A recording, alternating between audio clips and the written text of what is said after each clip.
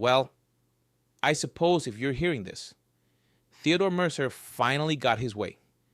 He asked me to make this recording. I should have said no.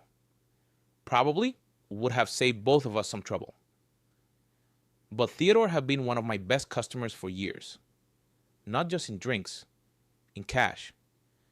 You see, Theodore likes information. And I happen to sell information. Or what I usually call BS.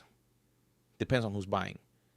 Now, when he first asked me to make a recording, I agreed. Then I changed my mind. Why? Because I wanted to tell the truth. And if I told the truth, there was a pretty good chance the money train would come to an end. People don't pay for answers. They pay for mysteries. At least that's been my experience. So what changed? Well, I decided maybe making a recording wasn't such a bad idea after all. A little insurance policy.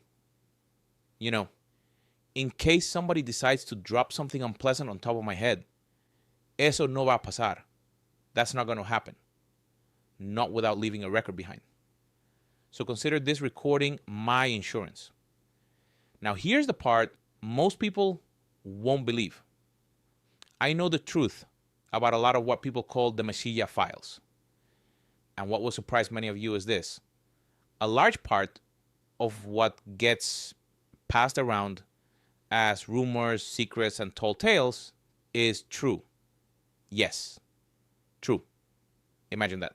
I bet you thought I was going to tell you it was all nonsense. Nope. Quite a bit of it is real. The problem isn't whether something happened. The problem is figuring out what it means. Take the symbols in the desert. People have seen them. That's a fact. I've talked to enough people over the years to know that. The question isn't whether they appeared. The question is who put them there and why. That's the question nobody can answer. I've listened to professors, scientists, lawmen, writers, researchers, people who were drunk, people who were sober. And I still haven't heard a convincing explanation. Now, for the record, there's only one person I've ever met who I think actually knows something. Not suspects, not theorizes. Knows. His name is Captain Voss. And before you ask, no. I'm not going to tell you where to find him, because I wouldn't know where to begin. And if I did know, I wouldn't tell you. That man is different. Very different. My instincts say he's dangerous. Not the kind of dangerous that carries a gun, the kind of dangerous that knows things he shouldn't know. And that makes me nervous. Theodore Mercer is a smart man, smarter than most. And I believe as he gets older, he'll become wiser. Right now, though, he's still chasing too many rumors. He jumps from one theory to another like a rabbit crossing a highway. I've told him more than once that if he wants answers, he should talk to Voss. He said he tried. Apparently, Voss threatened him. Theodore never told me exactly what happened.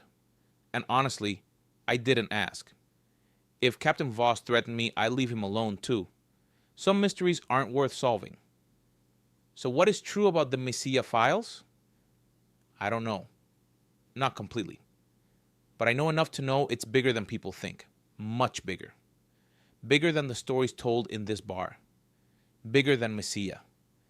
Bigger than New Mexico. Maybe bigger than anything happening anywhere. And to tell you the truth, that scares the hell out of me. One last thing. I've decided I'm going to make several of these recordings.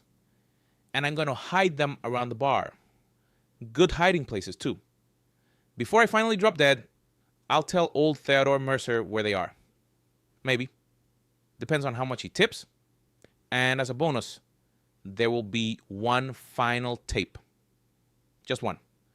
A tape containing information I've never shared with anyone. Information that would probably get me laughed out of every bar in New Mexico. Information about another world. Not a theory. Not a story. A fact. Or at least a fact I believe to be true. I'm not ready to talk about that today. Maybe someday, but not today. This is Rafael Montoya.